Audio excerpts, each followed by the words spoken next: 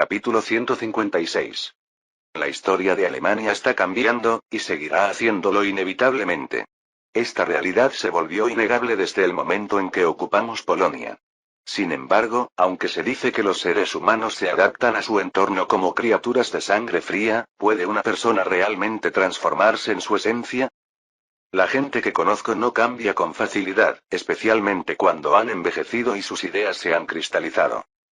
Me encuentro planteando esta reflexión filosófica después de los 60 años precisamente porque... ¿Qué disparates está diciendo este individuo? Parece que siente admiración por su majestad. Un fanático que tanto ensalza la pureza de la raza germánica me admira a mí, un eslavo.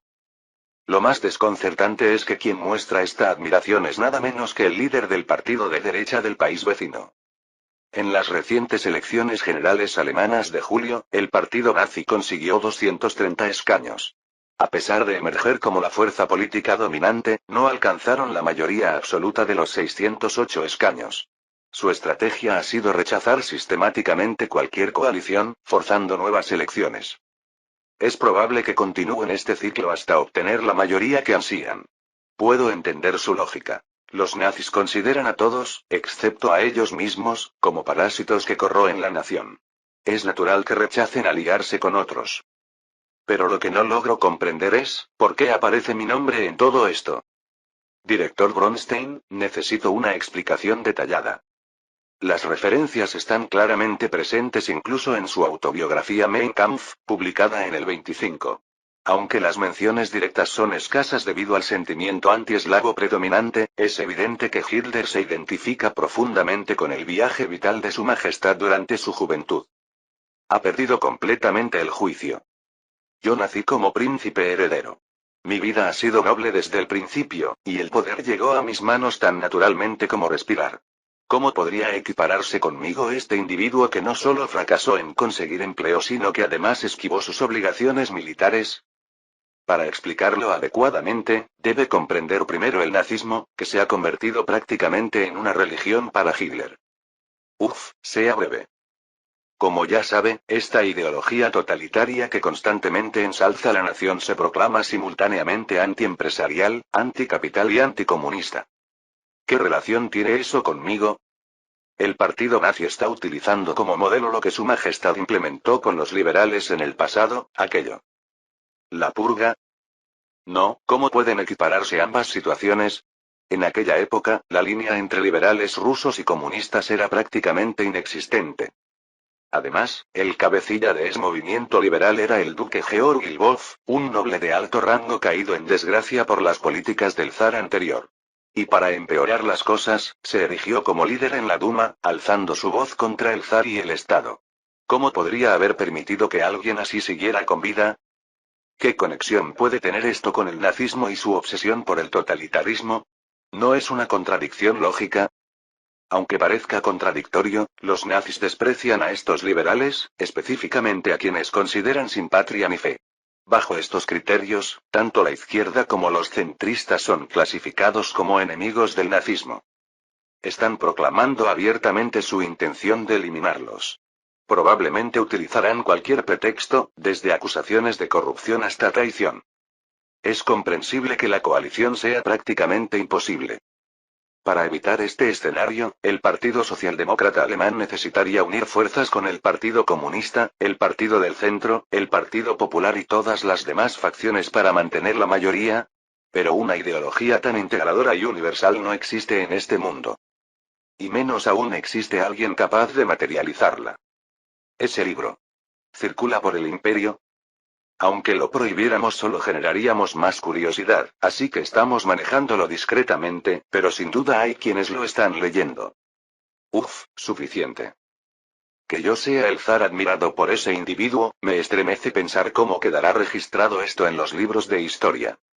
Al menos no me vinculará con la homosexualidad, siendo alguien que persigue tan ferozmente a los homosexuales. En cualquier caso, la unión entre Alemania y Rusia es imposible. Más allá de las diferencias en sistemas e ideologías, una vez que se decide expandir fronteras, la coexistencia pacífica se vuelve imposible. Para empezar, es prácticamente imposible superar el profundamente arraigado antagonismo entre rusos y alemanes. Por eso mi mejor solución fue el pacto de no agresión. Director, digamos que existe una admiración personal. Sí, asumamos que existe tal sentimiento. Supongamos incluso que ese partido nazi obtiene la mayoría y se establece como fuerza dominante. ¿Qué cambios traería esta ideología en el panorama internacional? Sin duda, la amenaza percibida por Francia se intensificaría, ¿no? ¿Qué más? No necesito la admiración de un fracasado y será meramente algo personal. Sin embargo, si hay cambios ideológicos en puerta, necesitan ser evaluados. Si incluso Alemania comienza a oprimir a los judíos, estos no tendrán lugar donde establecerse en Europa. ¿Cuánto? Puede considerar que no tienen ninguno. Sus restaurantes y lugares de culto están siendo incendiados mientras las autoridades presionan abiertamente contra los judíos. Entonces emigrarán a América. Eso tampoco será sencillo bajo el actual gobierno republicano. Desde la modificación de la ley de inmigración, la admisión de inmigrantes está estrictamente controlada por origen étnico. La ley de inmigración Johnson-Reed implementada por Coolidge sigue en vigor. Es comprensible que no quieran más inmigrantes cuando el mercado laboral está tan devastado. Sin embargo, la persecución judía como punto en común es ridículamente insuficiente para forjar una alianza con Occidente. Porque los poromos son simplemente una tradición europea. Exactamente. Por eso, su verdadero objetivo será este espacio vital en Europa Central para la raza alemana pura, el Lebensraum. No me diga que eso fue inspirado por el paneslavismo. ¿En serio? He escuchado sobre los paralelismos entre pangermanismo y paneslavismo, pero me niego a aceptar que nosotros hayamos inspirado ese concepto de Lebensraum. ¿Qué similitud puede haber? Nosotros solo reivindicamos nuestro derecho a permanecer en las tierras que siempre han sido nuestras, mientras ellos justifican la invasión y el saqueo. Pero, ¿cómo lo percibirán los demás? ¿Qué pensarán franceses, ingleses, portugueses y suizos? Maldita sea, dirán que es lo mismo. Dejando de lado por qué los nazis, que serán recordados como la encarnación del mal, han evolucionado de manera tan peculiar, esto no es algo que podamos ignorar. Pero aunque su ideología sea radical, no es seguro que lleguen al poder o implementen políticas concretas, así que no debería preocuparse prematuramente. No. A partir de ahora, los nazis convocarán elecciones indefinidamente hasta conseguir la mayoría. Cuando hasta los perros callejeros estén adoctrinados con la ideología nazi, ¿cómo podríamos permanecer impasibles? Y para empeorar las cosas, se esforzarán más que nadie en expandir esta ideología por el mundo. Director. Sí, Su Majestad. Autorizaré las actividades de propaganda, así que elimine todo lo relacionado con los nazis del imperio. No, elimine todo lo vinculado, ya sea con Mussolini o Hitler. Transmita también el mensaje al Ministerio del Interior. ¿Será suficiente con solo eliminarlo? No todos pueden ignorar la existencia de un partido político en el país vecino, pero asegúrese de que nunca sea visto con buenos ojos. Aunque se dice que la Duma fue creada originalmente como una válvula de escape, ¿quién puede asegurar que algún individuo allí no querrá convertirse en un segundo Hitler de la noche a la mañana? Solo hay que observar el Parlamento británico, donde los fascistas que aspiran a ser un segundo Mussolini proliferan como hongos. Esto requiere vigilancia constante. Mientras Bronstein sale para ejecutar mis órdenes, continúo reflexionando sobre este hombre llamado Adolf. La ideología que proclama. La Alemania que anhela crear. Comparado con la historia original, es bastante normal, ¿debería interpretarlo así? El hecho de que me tome como modelo y desee seguir los pasos del imperio que he construido me genera no solo repulsión sino también cierta inquietud. Los nazis que yo conocía eran una rama fascista sin fundamento científico, más próxima a una ideología bélica basada en el racismo. Sin embargo, los nazis actuales son diferentes en algo fundamental. ¿Qué ha provocado esta transformación? Aunque yo sea la causa, como creador del imperio actual, no significa que comprenda el proceso. En cualquier caso, viendo los resultados hasta ahora, Adolf no es el Hitler que yo conocía. La aparición de una variable impredecible. Esto es peligroso. Es como contemplar sus años de juventud. De simple empleado a jefe de sucursal. De jefe de sucursal a director, Bronstein. Se podría decir que su vida fue salvada por el zar. En su infancia, cuando la discriminación ucraniana y la persecución judía eran despiadadas, Bronstein, incluso siendo mestizo, sufrió innumerables vejaciones. Hasta su padre, un próspero campesino, fue acusado de ser un usurero judío y marginado en la aldea. Sin embargo, el zar fue diferente. Incluso para él, proveniente de una familia luterana no ortodoxa, hubo oportunidades justas. No le importaba la raza, el origen o la posición social. En su juventud, al percibir esta realidad, se graduó con honores de Saint Paul y pasó directamente bajo el mando del director Sekerensky. Y ahora es mismo zar mostraba, después de tanto tiempo, una evidente preocupación. Hay algo peligroso en esa ideología que no logro comprender. No es una simple doctrina de derecha. Las ocasiones en que se había expresado con tanta claridad se podían contar con los dedos, y esta era una de ellas. El director Sekerensky lo mencionó una vez. Que cuando el zar muestre una convicción firme, debe considerarse prioritaria sobre cualquier otra cosa. Hoy finalmente entiendo esas palabras una vez más. No sé si la investigación es insuficiente o si Su Majestad ha detectado otros peligros con su sabiduría, pero esos nazis son indudablemente una amenaza. Primero investigaremos a los proalemanes. Sin duda habrá algunos vinculados con los nazis entre ellos, y si presionamos adecuadamente, descubriremos las conexiones. Bronstein, desde el momento en que abandona la oficina del zar, solo piensa en cómo erradicarlos. Incluso mientras salía del palacio, su mente estaba completamente absorta en estos pensamientos. Parece que nuestro director está meditabundo incluso mientras camina. Hasta que alguien interrumpió sus cavilaciones. Ministro Jugashvili. Ministro de Industria. Un burócrata desplazado en las luchas de poder. Joven con potencial de recuperación, pero ajeno a las intenciones del zar. Pérdida del control de la Duma debido a la época dorada del primer ministro Stolypin. Como una deformación profesional, la mente de Bronstein se inunda de información al ver al ministro. ¿Necesita algo de mí? ¡Qué formal! ¿Por qué tanta cautela cuando nos hemos visto tantas veces? Vamos por el mismo camino, conversemos un poco. No tengo motivos para mantener una relación cercana con un miembro del gabinete. Independientemente de toda esa información que afloraba, Bronstein simplemente no deseaba entablar conversación con el ministro de Industria. Ya fuera por un rechazo instintivo o por diferencias en el trasfondo y estilo de vida. De cualquier manera, le parecía un ser humano de una naturaleza completamente distinta a la suya. El ministro del Interior acaba de ser convocado por Su Majestad. Significa que movilizarán a la policía. ¿Dos departamentos de seguridad actuando juntos? Solo hay dos posibilidades en ese caso. O son rojos, o son reaccionarios. Y en cualquier caso, también se convierte en mi asunto como responsable de la industria y el trabajo del imperio. Está equivocado, señor ministro. Si me equivoco, explíqueme la razón. Si no he cruzado ninguna línea. Aunque escuché que solo había estado bebiendo durante días, es bastante sorprendente verlo caminar como si nada.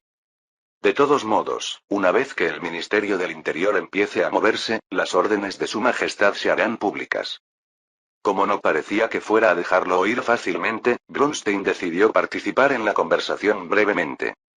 Acordando compartir solo hasta la avenida principal en el asiento trasero del coche al salir del palacio, Jugashvili comenzó a hablar entusiasmado. Parece que el zar está inquieto. Debe haber encontrado algo que necesita corregirse. Se trata de fuerzas extranjeras. No tiene relación alguna con la industria nacional. ¿Cómo que no?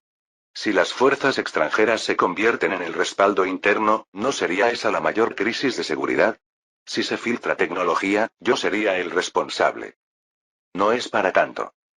Al menos puede decirme el nombre. ¿Quién es? ¿Los rojos del Partido Laborista Británico? ¿La Cruz de Fuego francesa? ¿O es Mussolini? ¿No le bastó con Serbia y se atrevió a meterse con nuestro imperio? Bronstein, que deseaba terminar esta conversación lo más discretamente posible, respondió con un breve suspiro. Actualmente es el partido nazi alemán. El zar siempre ha sido cauteloso con las ideologías extremas, así que no hay nada extraño. Ajá. Como sospechaba, eran ellos.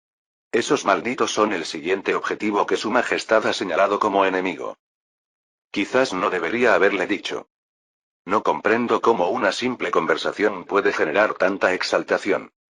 Nazi, nazi.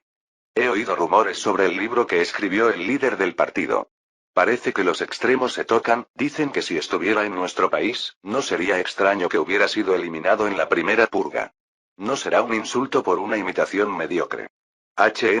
Su Majestad realmente piensa que ellos ascenderán.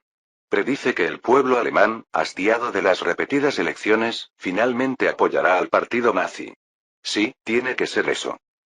Aunque es típico de los políticos tratar de extraer mucha información con una sola palabra, ¿puede realmente deducir tanto al instante? Si eso es una habilidad, no sería extraño que ocupara un puesto importante en la Ucrania de inmediato.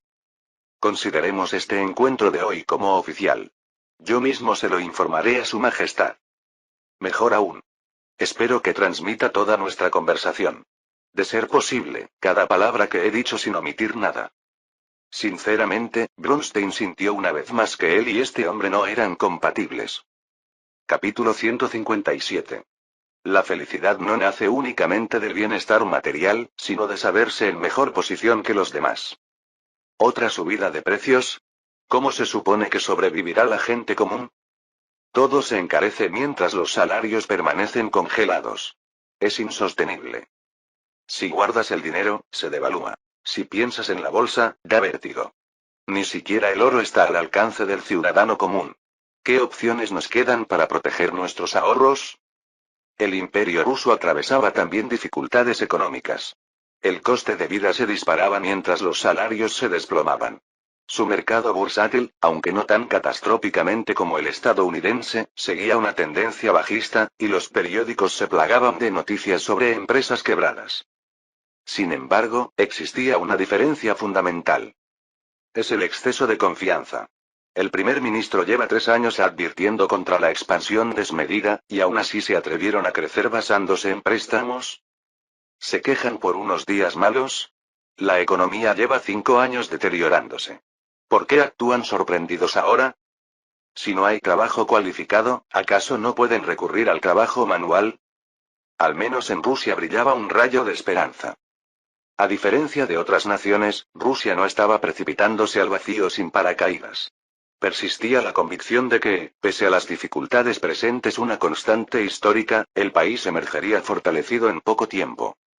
Además, el hecho de que el gobierno no permaneciera pasivo ante la recesión, sino que impulsara cambios tangibles como la construcción de carreteras, sistemas de irrigación y ferrocarriles, infundía calma entre la población. Y crucialmente, para que el pueblo se alzara contra el deterioro de su nivel de vida. El nuevo mundo empobrecido, producción económica menos 40%. El rublo fuerte, mientras el dólar y la libra se convierten en papel higiénico. Jóvenes, acudan a la escuela de suboficiales. Los otros países se desmoronaban vergonzosamente. Bueno, al menos nosotros podemos ganarnos el pan con trabajo manual, ¿verdad? Al menos no se oyen rumores de bancos quebrando, nuestros ahorros deberían estar seguros, ¿no es así?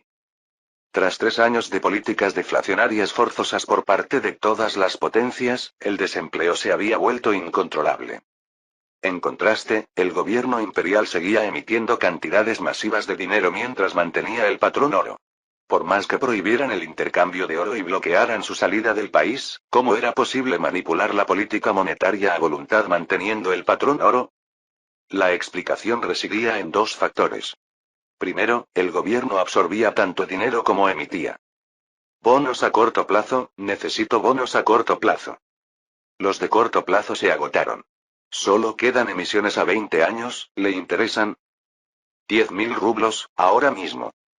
Con un cheque bancario, lo incluiré en la lista de espera. Segundo, existía un respaldo al crédito menguante en medio del declive capitalista. Tradicionalmente, todos los billetes de la época lucían la inscripción respaldado por oro, backed by gold, o un sello dorado de certificado de oro, gold certificated. Sin embargo, el gobierno del Imperio ruso, además de las restricciones básicas del patrón oro como la prohibición del intercambio de oro, transacciones privadas y su salida del país, añadió esta frase a los nuevos billetes. El zar lo garantiza. Guaranteed by the Tsar. La frase aparecía tanto en inglés como en ruso. ¿Qué implicaba esto? Entonces, ¿los nuevos billetes no tienen respaldo en oro sino la garantía del imperio? Por ahora, eso parece. Vaya, entonces no hay diferencia entre los billetes nuevos y antiguos. Mientras que para otros países podría interpretarse como una mera garantía de la familia imperial, para el pueblo ruso, aún inmerso en el zarismo, resonaba como una garantía del imperio mismo. Como el gobierno imperial controlaba directamente el oro, resultaba imposible que se repitiera el fenómeno del siglo XVIII de Inglaterra y la dinastía Qing, donde los metales preciosos terminaban acumulándose en un solo lado. Las consecuencias fueron claras. Imprime, imprime sin límites. Emite tantos bonos como dinero imprimas. De todas formas se venden apenas salen al mercado. No, incluso colócalos en el extranjero. Bien, abra la boca. ¿Viene la reducción de tasas de interés? El gobierno había alcanzado una posición inexpugnable en política monetaria. Aunque la gente del siglo XXI podría pensar qué importa si la deuda nacional crece mientras vaya acompañada de crecimiento económico. Para los académicos de la época, aún cautivos de la economía clásica, esto representaba una ruptura total con la lógica establecida, un auténtico milagro. Maldita sea, y aún así el rublo no se desploma. ¿No hay inflación cuando las tasas de interés se arrastran al 1%? Es incomprensible. Se suponía que era la mano invisible. Adam Smith afirmó que tampoco era visible en el mercado monetario. Pero cualquiera puede ver la mano del gobierno ruso manipulando el mercado. La delincuencia financiera no es nada extraordinario. Pero esto es manipulación descarada de divisas y del mercado de valores. Sin embargo, más allá de las críticas externas, las políticas del gobierno ruso tenían un único objetivo: su propio pueblo. El oro se está filtrando al mercado negro. El capital huye al extranjero por la disparidad cambiaria. La solución es simple. Imprimamos más dinero. Políticas públicas de izquierda. ¿No es nuestro primer ministro el líder del Partido Conservador? Mientras tanto, Inglaterra había abandonado el patrón oro el año anterior, aterrorizada al ver la fuga diaria de 2,5 millones de libras en oro. De manera similar, Estados Unidos se afanaba en mantener con vida a sus bancos moribundos mediante rescates financieros, acosado por las corridas bancarias y la fuga de oro. Proyectos de ley. Aprobación parlamentaria. Posiciones políticas del presidente y primer ministro con sus consecuentes vetos. ¿Quién tiene tiempo para tales formalidades? Ah, esto es un decreto imperial. La muerte aguarda a quien desobedezca. ¿Todos probaron el sistema de compra y precio fijo de productos agrícolas? ¿No experimentaron la economía de racionamiento con el anterior primer ministro? Perfecto, entonces la inflación se detiene. Aquí y ahora. Nadie podía hacer frente a Stolypin, quien había consolidado su poder político de manera absoluta. Fue durante mi época como gobernador, después del estallido de la Gran Depresión. En algún momento, me encontré reflexionando sobre esto. Entre recibir un golpe en el plexo solar o varios golpes en la mejilla. Si la fuerza total es idéntica, ¿cuál causaría más daño? Aunque depende de la cantidad de golpes, un adulto puede morir con un solo impacto en un punto vital. Por otro lado, las bofetadas, aunque humillantes, distribuyen el daño. En el peor de los casos, acabarías con la boca ensangrentada y quizás un par de muelas menos. La situación actual de Estados Unidos y Rusia refleja perfectamente estos dos escenarios. Su tasa de desempleo tampoco ha mejorado en 5 años. No han sido pocas las veces que ha superado el 10%. El gobierno ruso, un estado anticuado. También tienen la boca llena de sangre. Sin embargo, disimulan el dolor con políticas públicas y resisten con el analgésico de sus políticas financieras y monetarias. En cambio, Estados Unidos, golpeado en el plexo solar, está al borde de la muerte. No respira. Aunque jadea erráticamente, ¿puede llamarse a eso respiración? ¿No es más bien un estado de supervivencia precaria? Señor presidente electo, ¿cómo organizaremos el comité de transición?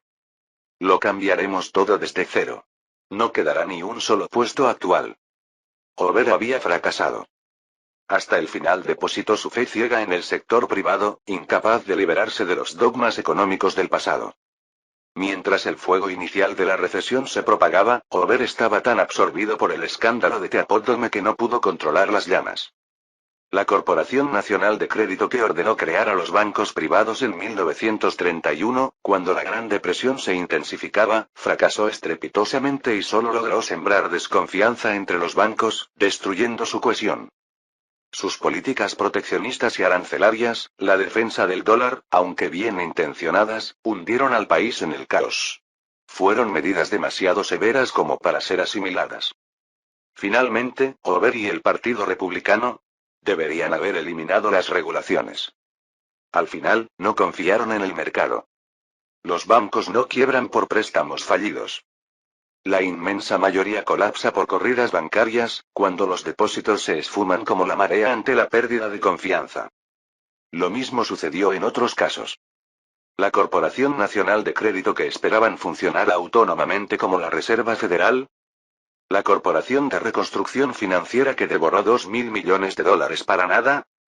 La Ley de Bancos de Préstamos para Vivienda Federal de 1932, surgida apresuradamente ante el sarcástico término Overville para los barrios marginales. Ninguna logró ganarse la confianza del pueblo. En otras palabras, fueron incapaces de detener las corridas bancarias.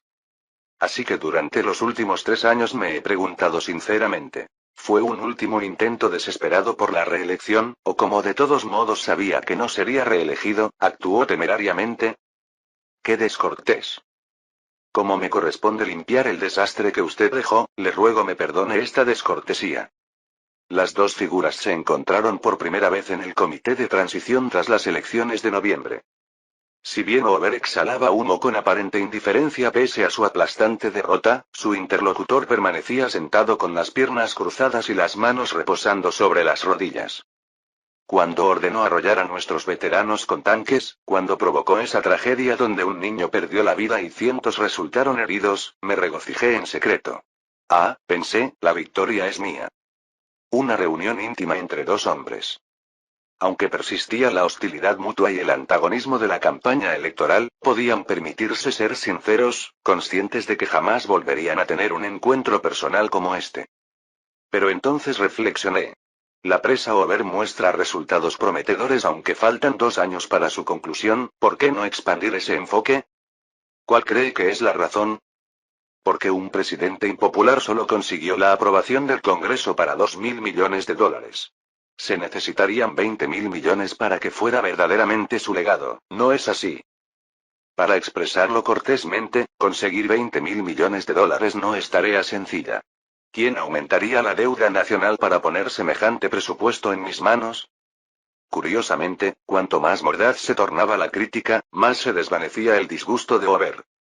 ¿Usted puede lograrlo? Tengo que hacerlo. Porque es la única respuesta válida. Ja. ¿Acaso ha vislumbrado el futuro? Simplemente observé mi entorno. Aprendí que las políticas públicas de tal magnitud pueden paralizar la razón de una nación. ¿Por qué Rusia mantiene su estabilidad? La respuesta es simple. Ellos tampoco están bien. Simplemente sostienen el statu quo mientras el férreo poder y autoridad del gobierno central ni siquiera permite que las provincias se hundan. No es que prosperen mientras los demás sufren. Ellos también están resistiendo. ¿Hasta cuándo? Hasta que todos sucumban por inanición. Tal como ocurrió en el frente oriental. Así es como ese país se mantiene por encima de los demás. Jeje. Oiga, candidato. No, presidente electo. Dígame. Aunque admiro su determinación, hay algo que no debe malinterpretar. ¿Qué cosa? No somos un imperio, sino Estados Unidos. Nada saldrá como usted planea. Hoover esbozó una sonrisa mientras observaba al próximo presidente proclamar con orgullo ante el derrotado que él sería diferente. Ante una crisis temporal, se requiere la centralización del gobierno federal. ¿Como Wilson durante la guerra? Exactamente. Por eso Wilson pereció tras una única conversación con el zar. ¿Por ambicionar poder sin conocer sus límites? Aunque se retire, debería medir sus palabras. Estados Unidos, el abanderado de la democracia liberal. Incluso Hoover, quien alcanzó la cúspide de ese Estados Unidos, ahora se encontraba en un punto de profunda duda. ¿Es realmente este sistema democrático el correcto? ¿Es verdaderamente lo mejor? Por más que intentaba avivar el patriotismo y evocar la orgullosa historia nacional, Over no lograba comprenderlo. Desde su juventud, Over había escuchado ciertos rumores sobre aquel país. Una nación que aún empleaba arados de madera cuando los tractores revolucionaban la agricultura. Ese país que principalmente usaba monedas cuando los periódicos se agitaban por la emisión de billetes de $1000 en el 91. Y ahora, esa misma nación contempla con superioridad a Estados Unidos en medio de esta recesión. Wilson, ¿habrás experimentado exactamente esta misma emoción que me embarga? No es simple envidia del rezagado, ni la impotencia del observador pasivo. Es, más próximo al terror infantil ante una oscuridad infinita. El New Deal, una versión magnificada de la construcción de la presa Over que él propone. Desconozco cuáles serán sus resultados. Solo sé que, a diferencia de mí, este será un presidente capaz de obtener un presupuesto de $20.000 millones. Aún así, Over sentía que podía sonreír por primera vez en 4 años, incluso en el momento de su partida tras la derrota. La sensación liberadora de escapar finalmente de una presión interminable. Y surge la certeza de que llegará el día en que este joven y confiado presidente experimentará esa misma emoción que compartieron Wilson y él. Adelante, hágalo bien.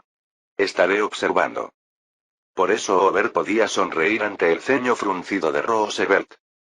Era también una sonrisa que se mofaba de su yo pasado, aquel que nada sabía y rebosaba de felicidad tras su elección. Capítulo 158. Durante una crisis, el incremento de la influencia de la familia imperial es inevitable. Sin embargo, resulta incómodo exponer los asuntos internos de la familia con fines propagandísticos.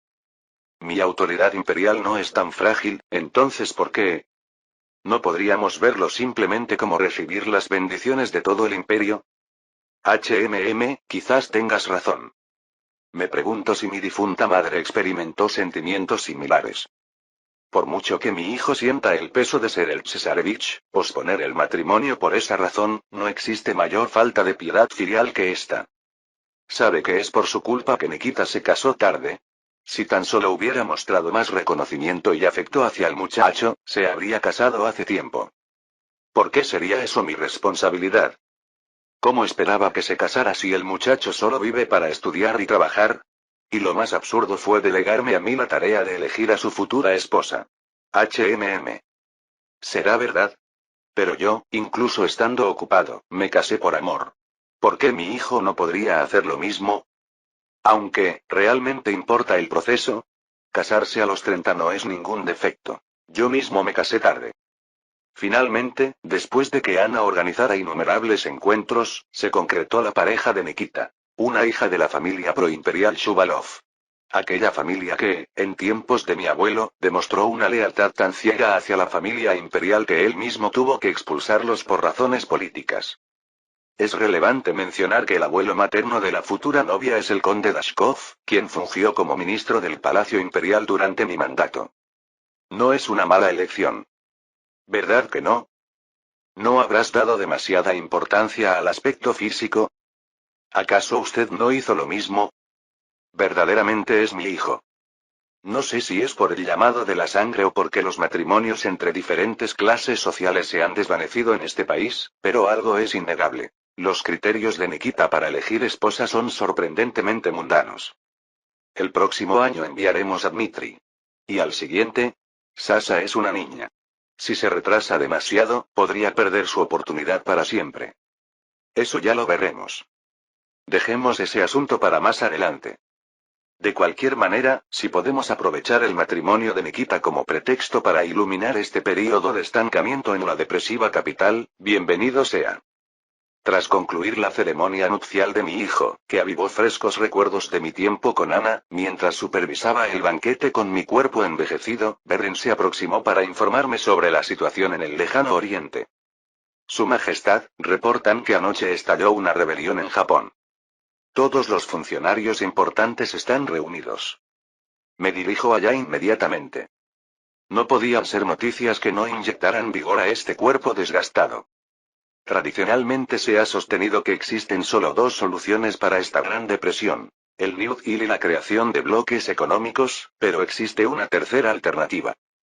Hay una opción que solo el imperio japonés podía ejecutar. La integración económica. ¿No sería mucho más eficiente si, en lugar de fortalecer la solidaridad mediante la creación de bloques en extensas zonas de interés económico, simplemente las incorporaran como territorio nacional?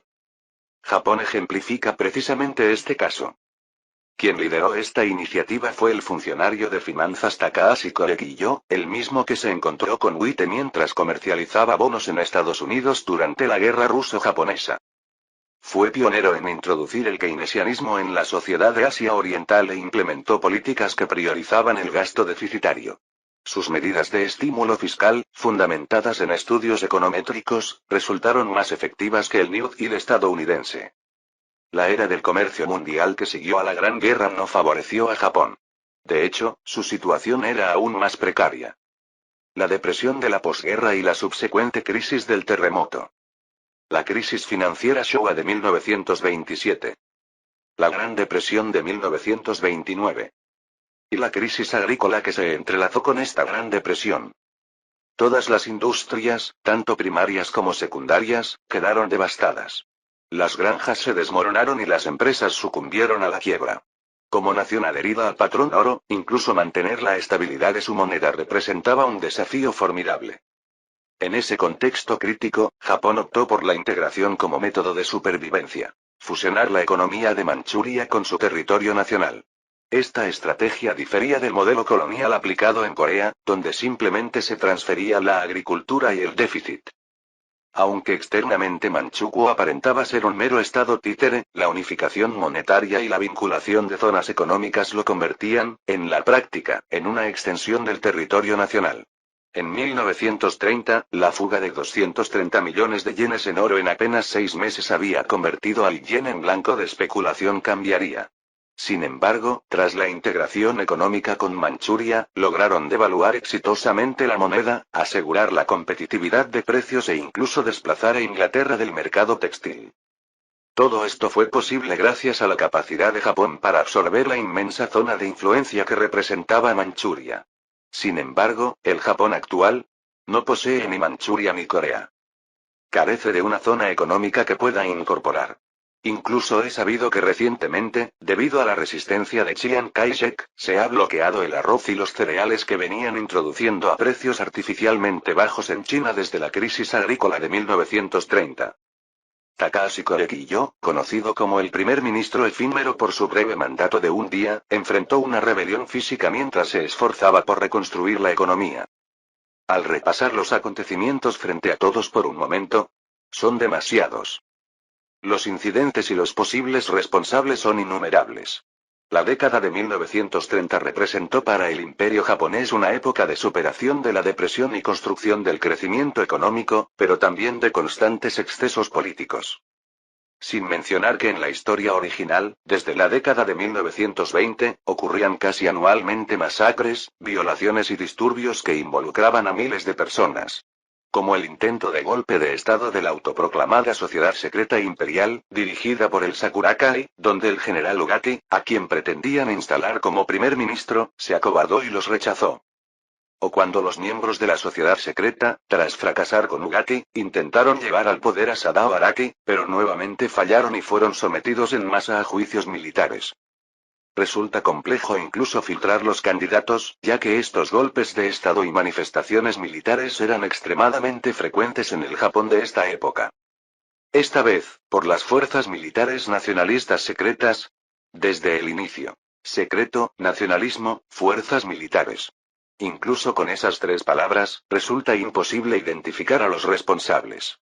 Como si existiera solo uno o dos grupos así. Aún así, lo comprendo. No, estoy seguro de que nada me sorprendería, ni siquiera si apareciera un grupo de fanáticos con alguna extraña proclama inexistente en la historia.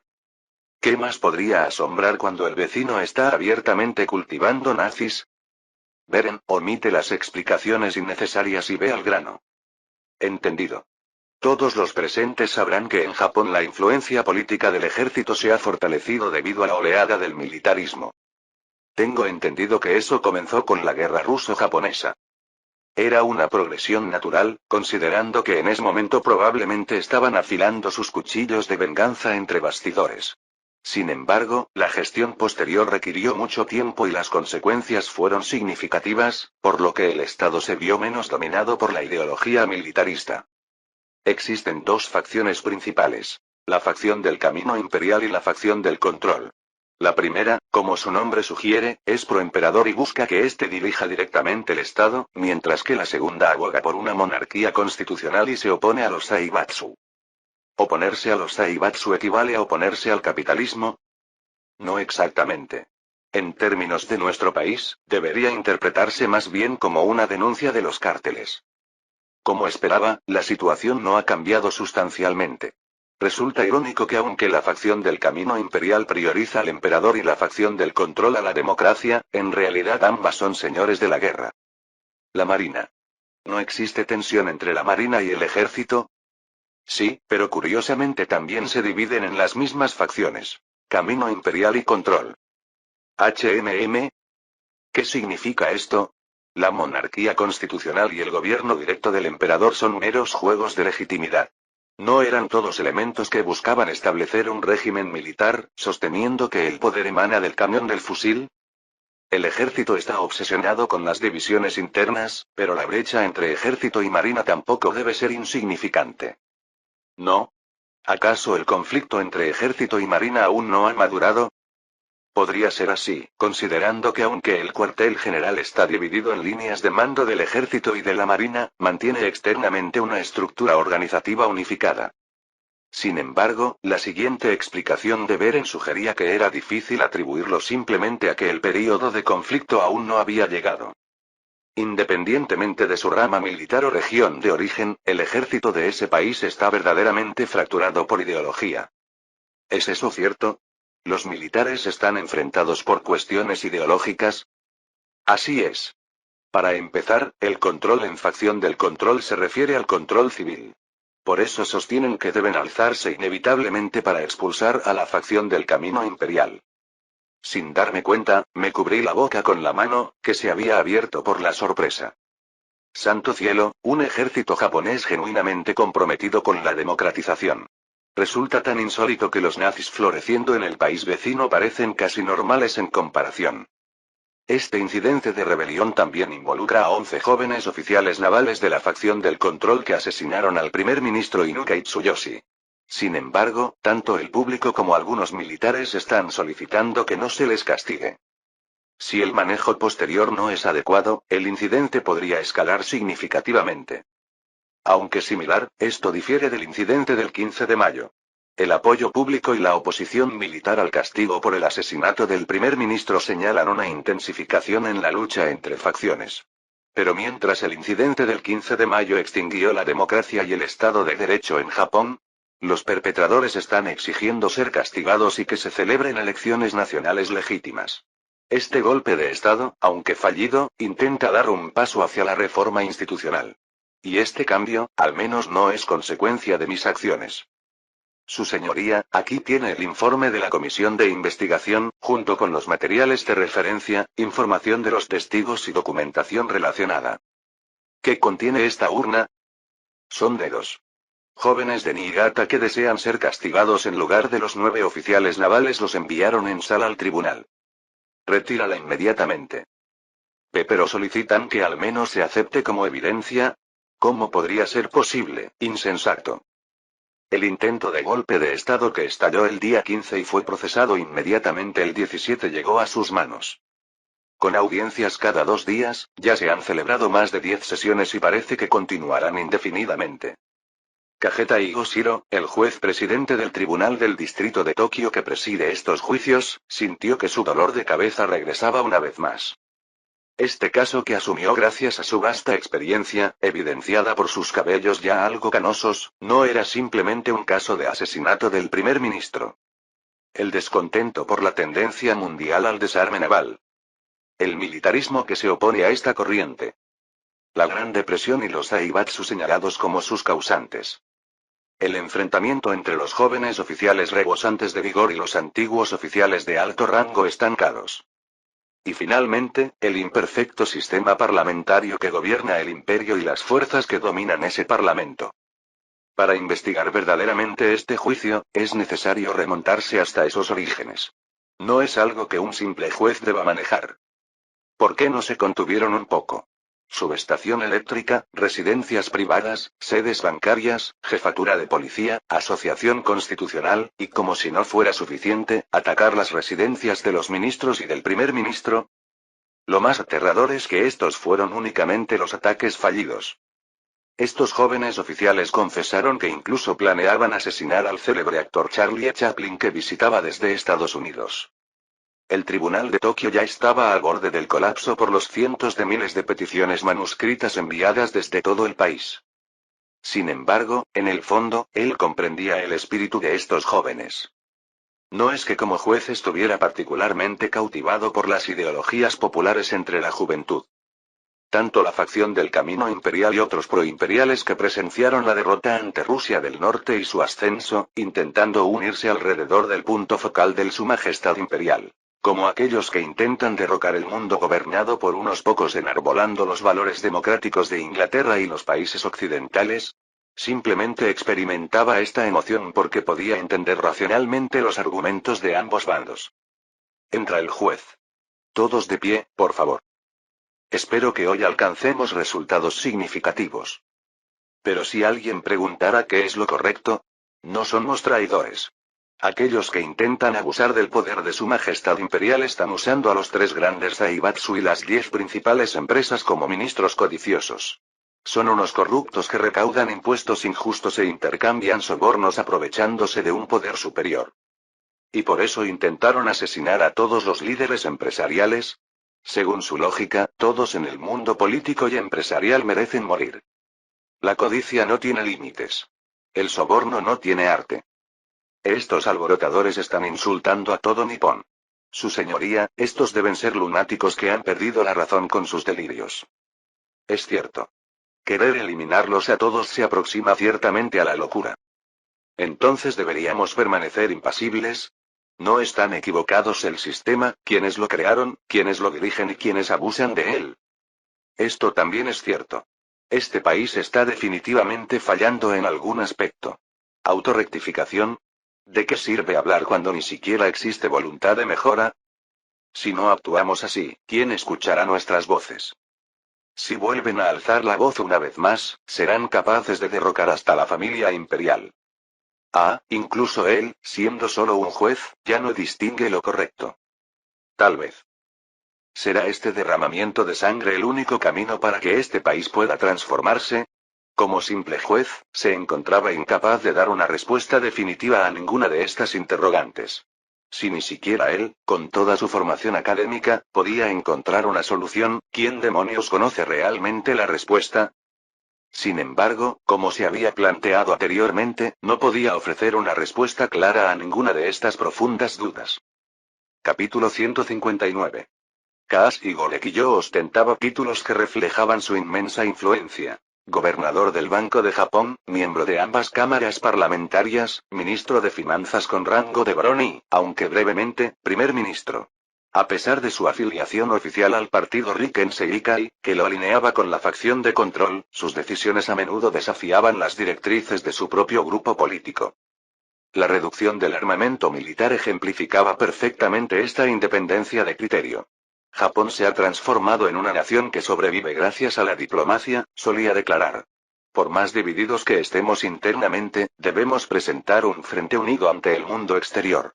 De hecho, ningún otro miembro del gabinete celebró con tanto entusiasmo el Tratado Naval de Londres y sus medidas para reducir el armamento. Para Gorekiyo, el ejército representaba un pozo sin fondo que devoraba recursos sin fin. Los últimos 25 años de historia japonesa evidenciaban las consecuencias desastrosas de una gestión militar inadecuada. Por ello, defendía que el imperio japonés debía redefinir su papel internacional como colaborador estratégico, servir como punto de apoyo para la proyección del poder estadounidense en Asia, respaldar al imperio británico en el mantenimiento de su influencia regional, y asociarse con Rusia en sus aspiraciones sobre China. En esencia, abogar por la neutralidad. El abandono del patrón oro el año anterior había dejado al país operando con un déficit considerable, tras años dedicados a saldar toda clase de deudas. Esta realidad financiera provocaba tensiones constantes con los militares. ¿Por qué Finanzas insiste en recortar nuestro presupuesto? ¿No comprenden que la existencia del país depende de nosotros? Protestaban los oficiales. No hay fondos disponibles. Simplemente no los hay. Respondía Gorequillo. Apoyen a los agricultores. Reduzcan impuestos. Pero no toleraremos el maltrato a nuestros valientes soldados. Organizaremos nuestra propia recaudación. Confío en que no obstaculizarán las donaciones voluntarias para los militares. Este intercambio reflejaba el profundo resentimiento entre quienes aspiraban a mantener la monarquía constitucional. Los militares cumplieron su palabra. Publicaron solicitudes de donaciones en los periódicos y recibieron fondos considerables. La Marina, que había estado operando bajo severas restricciones presupuestarias, pronto vio sus astilleros reactivarse, aparentemente lista para prosperar con las nuevas donaciones. ¿Qué posición adoptan el partido Rickenseika y el ministro de Finanzas respecto al asesinato del primer ministro? Preguntaban los observadores políticos. Primer ministro Makoto, ¿cómo podríamos respaldar semejante atrocidad? Solo esperamos que se aplique el castigo que la ley determine, respondió Gorequillo. Ministro, mi estimado Gorequillo, ¿sabes que sobrevivía a la guerra ruso-japonesa? Sí, ¿no alcanzaste el rango de almirante? Entonces comprenderás por qué me convertí en primer ministro. El príncipe Sayonji Kimochi me designó para evitar el establecimiento de un régimen militar. Ese fue el único motivo. Aunque la designación de su amigo como primer ministro parecía positiva, su cercanía con la facción Kmdma generaba preocupación. Como Makoto señalaba, su nombramiento respondía al impacto del golpe de Estado, para prevenir futuros intentos y contener el poder militar. Sin embargo, Gorequillo no podía simplemente asentir ante las palabras de Makoto. Esto significa que nada cambiará, pensó con pesadumbre. ¿Qué había impulsado a esos jóvenes al golpe de Estado? Más importante aún, ¿por qué el pueblo había respaldado una acción tan extrema? ¿No indicaba esto que la nación clamaba por un cambio profundo? La aparente resignación de Makoto a mantener el status quo oprimía el pecho de Gorequillo como una losa. Comprendo tus preocupaciones, continuó Makoto. Pero el imperio solo necesita tiempo. Contigo aquí, superaremos esta crisis económica. No tengo dudas al respecto. Debo hacer lo posible, respondió Gorequillo, consciente de la superficialidad de su promesa. Gracias. En estos momentos difíciles, tu presencia me tranquiliza. Sin embargo, las promesas por sí solas no alteraban la realidad. ¿Cuánto tiempo puede el gobierno imperial sostener este déficit fiscal? La solidez financiera regresará eventualmente. El déficit es solo una medida temporal, no una solución definitiva. Sin un cambio sustancial, esta estrategia resulta más arriesgada que la inacción. El gobierno cubría actualmente la brecha entre ingresos y gastos mediante la emisión de bonos, una deuda contraída con la esperanza de reactivar la economía. Pero, ¿qué sucedería si la economía no mejoraba? Por eso necesitamos encontrar una solución urgentemente. El déficit fiscal es una bomba de tiempo. De lo contrario, la historia se repetiría. El gobierno imperial se vería obligado a dedicar otras 2 décadas a pagar bonos. Un gabinete montado sobre el tigre del déficit fiscal. Entre los radicales y los moderados, el ex primer ministro Id Mirobumi, que fundó el Rikenseikai, ¿se habría sentido así? Gorequillo, quien había presenciado más de cerca que nadie los resultados de la guerra ruso-japonesa iniciada por el primer ministro Idm, solo rezaba para que este país no fuera devorado. Ya sea porque todos piensan igual, los gobiernos de cada país que se aferraban únicamente a políticas deflacionarias comienzan el año 33 mostrando movimientos diferentes. La economía keynesiana no estableció todo de la noche a la mañana, pero quizás después de probar todo tipo de remedios durante los últimos 4 años sin que la economía mejorara, están optando por aumentar la deuda. Los bonos de alto interés están inundando el mercado. A pesar de siglos priorizando el superávit presupuestario, o como mucho el presupuesto equilibrado, los bonos gubernamentales están inundando el mercado. Sin embargo, no todos los bonos gubernamentales tienen valor. Un ejemplo representativo son los bonos japoneses. Aunque los están emitiendo tanto nacional como internacionalmente, no se venden. Es natural que la confianza en el gobierno disminuya cuando las sentencias son tan leves incluso después del asesinato del primer ministro. ¿Está diciendo que las divisiones internas han afectado incluso a las finanzas? Eso también, pero ellos han juzgado que no hay manera de superar esta depresión ni siquiera en el extranjero. En realidad, lo extraño es que Estados Unidos haya calmado la depresión solo con política fiscal, incluso siendo peso pesado y limitado. Originalmente, las soluciones a esta depresión tienen aspectos similares en todas partes. Incluso el Anschluss, la anexión de Austria por los nazis. También el estado títere de Manchuria del Imperio japonés.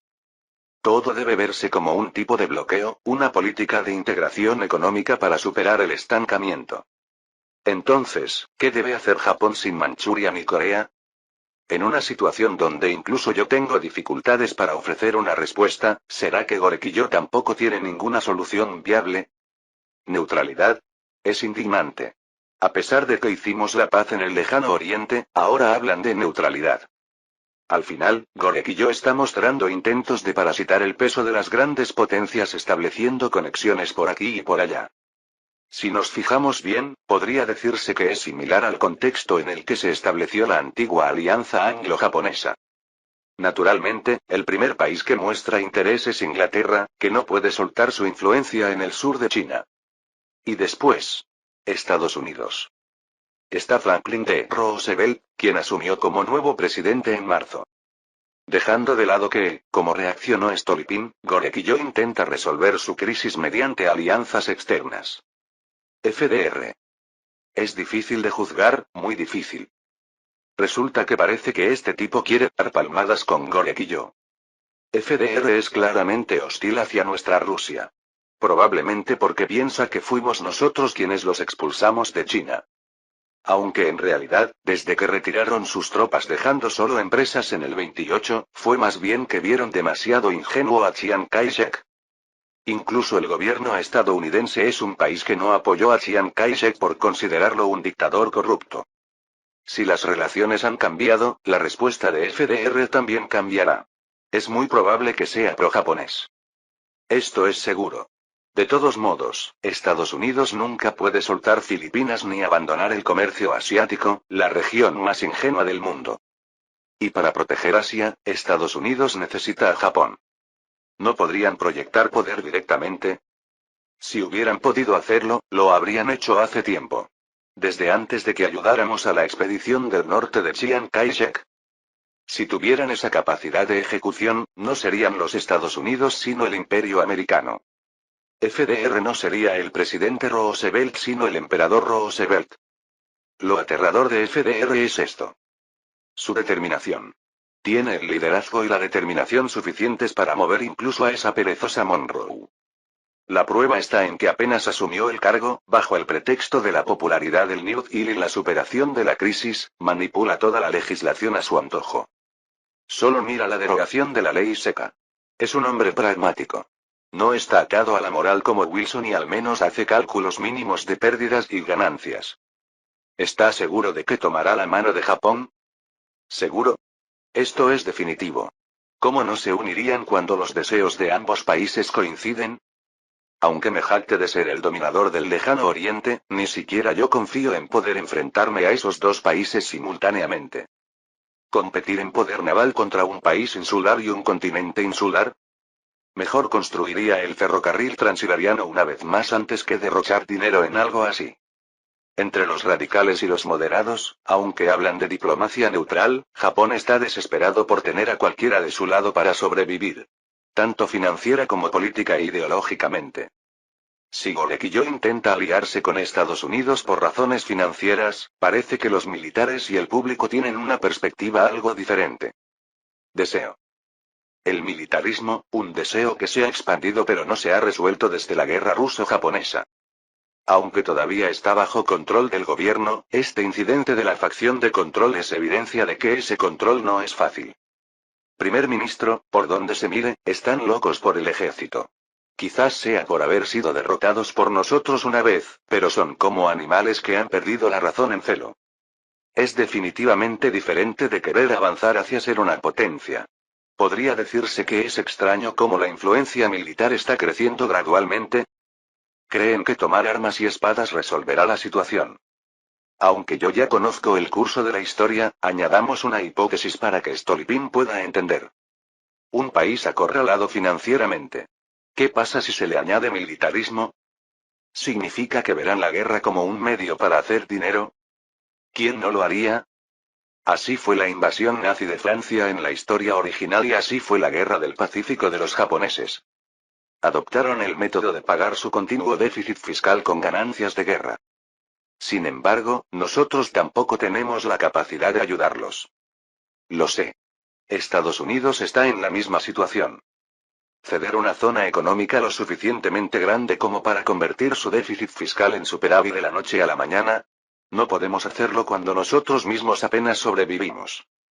Sin embargo, ¿contra quién luchan para pagarlo? Ese es un asunto algo diferente. Basta con que no seamos nosotros el objetivo. Franklin, me pregunto si podrás pensar hasta este punto. Si lo logras, te reconoceré verdaderamente. Pero si no te das cuenta hasta el final, entonces recibirás golpes sin saberlo. Llama de Beren. Ah, y a Nikita también. Entendido. Sea lo que sea, nuestra dirección parece estar decidida. Lo repito, no puedo ayudarlos. No solo no puedo satisfacer los deseos de esos 100 millones de súbditos isleños, ni siquiera puedo entenderlos. Sin embargo, creo que la patria puede al menos desviar un poco su dirección. Majestad, escuché que me buscaba. Padre, ¿me llamó? Siéntense los dos. Japón y nosotros todavía somos países amistosos. La hostilidad del pasado se ha dispersado a lo largo de 30 años, y como Corea ha cumplido suficientemente su papel como zona neutral, tampoco ha habido conflictos. Aunque queda algo de confrontación nacionalista, o psicología de superioridad-inferioridad eugénica en ambos países, no es suficiente para afectar las relaciones oficiales. Nikita, tengo una tarea para ti. Es algo que yo también hice una vez por orden de mi padre. Mikhail también realizó algo similar. Haré lo que sea necesario. No hay necesidad de estar tan tenso. No es difícil si Beren te ayuda. Entonces, para consolidar esta amistad. Es decir, para evitar que nos ataquen cegados por el deseo mostrando el blanco de sus ojos, ve a visitar el imperio japonés. Piensa en ello como una luna de miel y hazlo como un viaje de placer y negocios.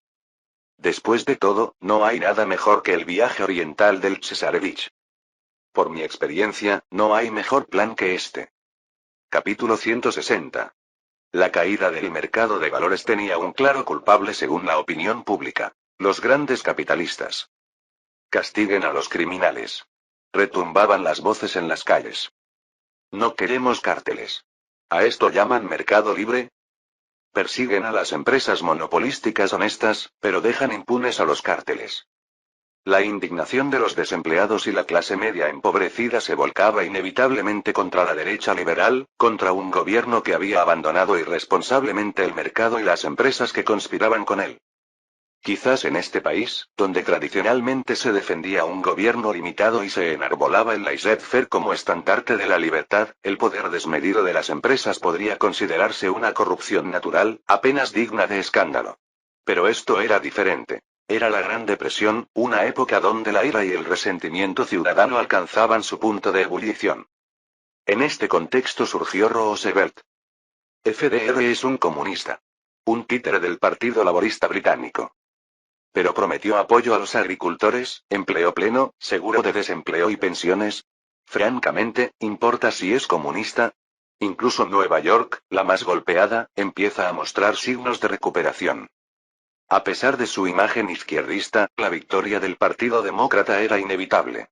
Sin importar las críticas hacia Roosevelt y su partido, el sentimiento general era claro. Al menos este no nos aplastará con tanques.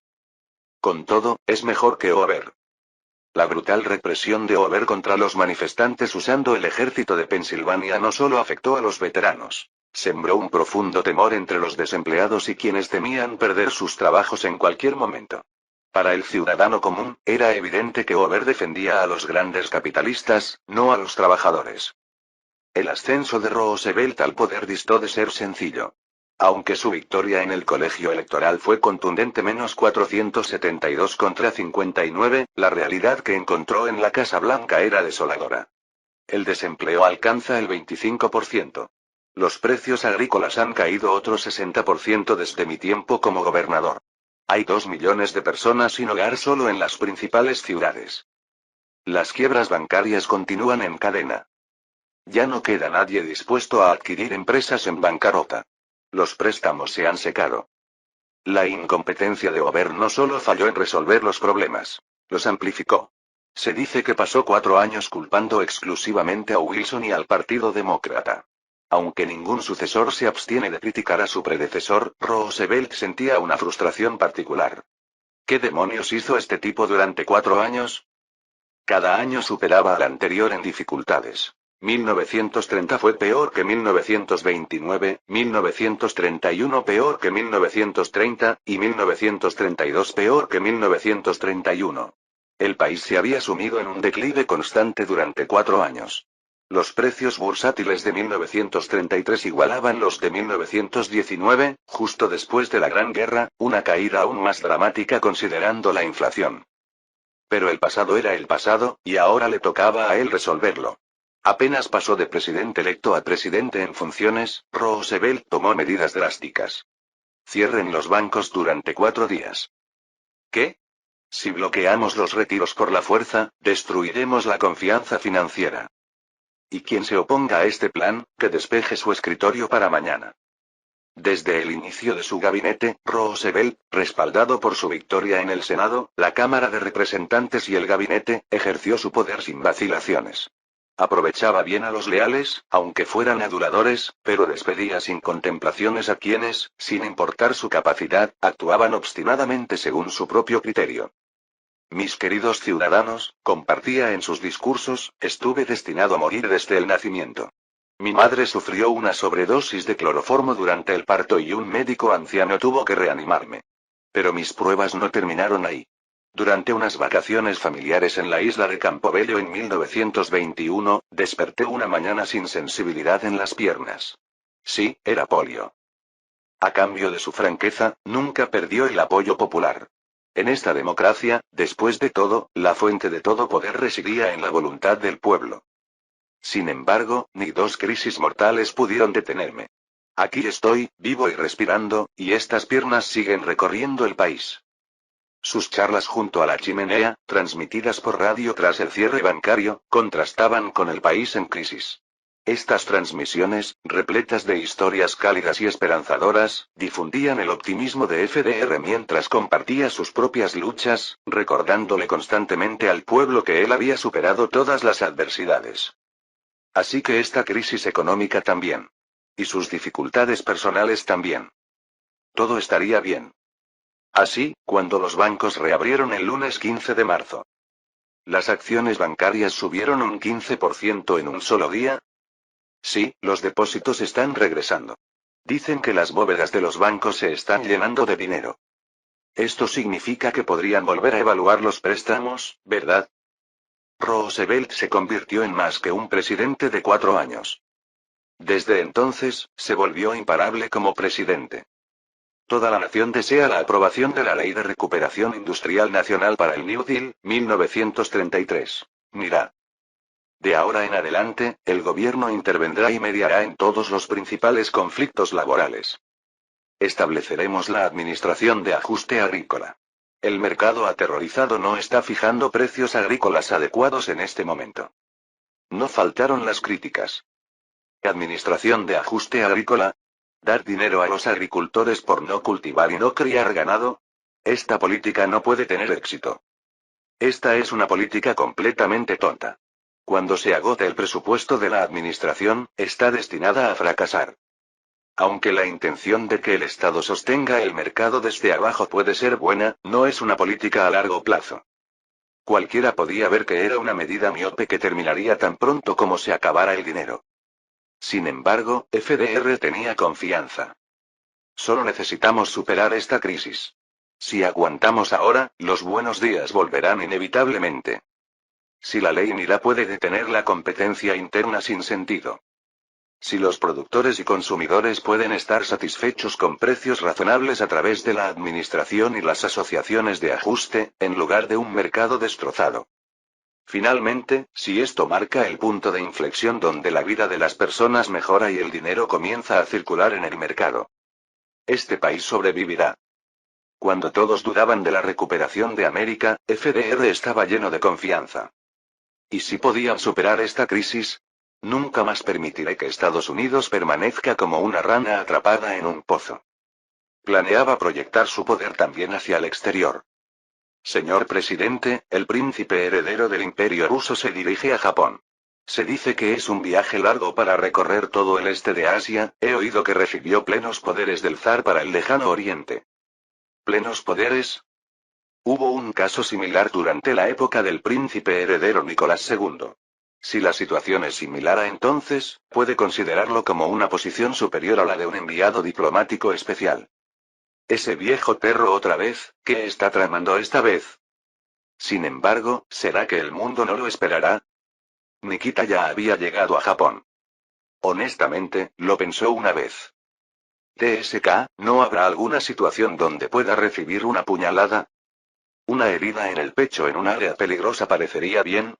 Si una puñalada es difícil debido a la guardia, un disparo de pequeño calibre en brazos o piernas tampoco estaría mal.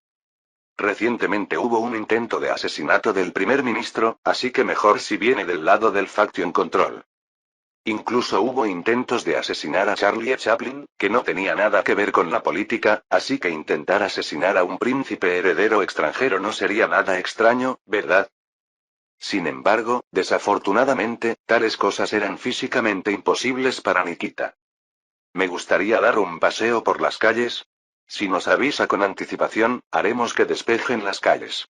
Si es una calle principal, solo será posible después de que la policía metropolitana registre cada edificio. O tal vez un viaje a las aguas termales o a las provincias. Como podría haber elementos subversivos, buscaremos lugares que podamos alquilar en su totalidad. No importa. Simplemente descansaré en el hotel. Primero, el gobierno japonés estaba extremadamente sensible sobre su seguridad. Y por supuesto, también del lado ruso. Alteza, confío en que no esté teniendo pensamientos extraños. ¿Te envió mi padre? No, el Estado Mayor te envió a vigilarme. ¿Qué está diciendo? El zar solo dijo que está bien que sea reconocido, pero que debo evitar que se exceda. En todas partes había gente siguiéndolo. Coronel Tukhachevsky, piénsalo bien. Mi padre ya tiene edad. Tú trabajarás conmigo en el futuro. Pero ¿sabe qué? El jefe del Estado Mayor Román sigue siendo muy fuerte. Parece que mantendrá su posición hasta que yo consiga mis estrellas. TSK, ¿es tan difícil conseguir a alguien del Faction Control para que dispare una bala? Es un método probado, ¿no? Nikita no deseaba estos métodos extremos simplemente por el deseo de ser reconocido por su padre. Esto es demasiado eficiente. Incluso con el ejemplo europeo de Sarajevo, ¿qué método podría ser más seguro? Parecía que con solo aguantar una vez con los ojos cerrados, podría reorganizar inmediatamente el orden de Asia Oriental. Si mi hermano Dmitri también recibiera un disparo allí en Hong Kong, incluso podríamos arrebatar el territorio a esos isleños. Casi llega a ese pensamiento, pero Tukhachevsky lo percibió y lo cortó de inmediato. Los caminos fáciles tienen su precio. Ni lo piense. TSK, qué inflexible. El punto donde su padre comenzó a mostrar sus habilidades fue precisamente el imperio japonés, destino final del viaje oriental. En ese momento fue el dinero, pero ahora podríamos obtener mucho más, qué oportunidad tan valiosa. Sin embargo, desafortunadamente, como no había eventos como desfiles callejeros o apariciones públicas, Nikita ni siquiera tuvo la oportunidad de que su vida fuera amenazada. Finalmente, tuvo que volver a su papel original como Cesarevich y proceder con las reuniones con la parte japonesa. Es emocionante conocer en persona a quien el almirante Román mencionaba. Nos conocimos una vez durante la conferencia de desarme naval. Recuerdo vívidamente la gran estatura y el porte majestuoso del almirante. Aunque intentó remover ligeramente los dolorosos recuerdos del primer ministro Makoto, este los evadió con puros elogios. A pesar de haber experimentado la guerra ruso-japonesa, su hostilidad es tenue. Y parece que no desea mucho. Como era de esperar de Makoto, quien había liderado el desarme naval y las negociaciones de Ginebra, era lo suficientemente experimentado como para dejar pasar estas conversaciones ligeras. Sin embargo, ¿sería que incluso Makoto no esperaba las acciones de Beren? He oído que es pro-británico y pro-estadounidense. Ja, los rumores populares nunca son confiables. Normalmente yo tampoco querría creerlo, pero soy alguien que simplemente no puede tolerar cooperar con estos occidentales. Esos Beren. Los blancos supremacistas que disfrutan invadiendo y masacrando a otras razas difícilmente pueden ser amigos de los asiáticos. Justo cuando este país se abrió al mundo, ¿cuánto nos atormentaron esos tipos? Ante el discurso de Beren, que parecía más un ideólogo desquiciado que un diplomático, incluso Makoto se sintió aturdido, y finalmente su máscara comenzó a resquebrajarse. Lo repito, esos cerdos occidentales tratan toda la carne como podrida si no es una salchicha rosa con colorante claro. Ya sea cerdo negro, cerdo marrón. O cerdo manchado. Entonces, ¿qué es lo que quiere decir? Déjame hablar desde aquí. Afortunadamente, justo antes de que Beren se levantara de su asiento y comenzara a cantar el himno del Imperio ruso, Nikita intervino apropiadamente. Los aranceles de Estados Unidos son muy irracionales. Toda su lógica para establecer barreras comerciales es absurda. ¿No es todo para sobrevivir? Es para que solo ellos sobrevivan. Pueden aumentar los aranceles de importación. Pero, ¿imponer aranceles incluso a los productos de exportación? ¿Le parece esto razonable? La razón por la que el proteccionismo de las potencias se aplica injustamente a otros países. Dejando de lado que sus productos de exportación se encarecen, el punto es que estos son esenciales para los países en desarrollo o subdesarrollados. Por ejemplo, el petróleo. He oído que es grave el fenómeno paradójico donde los precios agrícolas de Japón se desploman mientras los precios de los productos industriales aumentan. Pero, ¿qué hay de los precios de las materias primas? A pesar de haber caído a menos de la mitad que hace 10 años, los precios de importación siguen siendo los mismos. ¿Por qué? Porque Asia simplemente no tiene opciones. Este método comercial es en realidad un comercio injusto que solo se usa en las colonias, un método anticuado, pero Japón no podía oponerse a él. Primero, porque incluso estas estrechas puertas comerciales eran preciosas para este país, y segundo, porque de todos modos no tenían opciones. Es un fenómeno temporal. El tiempo lo resolverá. El ministro de Finanzas Korekiyo, sentado a su lado, piensa lo mismo. ¿No es que con el tiempo se volverá más desfavorable y difícil? Si se quedan quietos, morirán de hambre. Pero si intentan resolverlo por la fuerza, Japón no es un país tan fuerte. Sin embargo, si se unen con Rusia, la historia podría ser diferente. Esto es lo que Nikita quería decir. Los malos recuerdos entre nuestros dos países se resolvieron hace mucho tiempo. Es hora de mirar al futuro. Si se unen a nosotros, les garantizo que haremos que su pasado deseo por Corea parezca insignificante. Suena como algo más allá de ser países amistosos. En mi opinión, este país solo necesita dos cosas. Si tienen la tecnología, la gente y la voluntad abundante. Petróleo y acero. Y el imperio ruso tiene un exceso precisamente de petróleo y acero.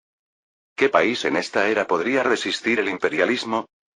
Somos diferentes de los imperialistas. Irónicamente, incluso si el pretexto es acabar con el imperialismo. Fin del capítulo 160.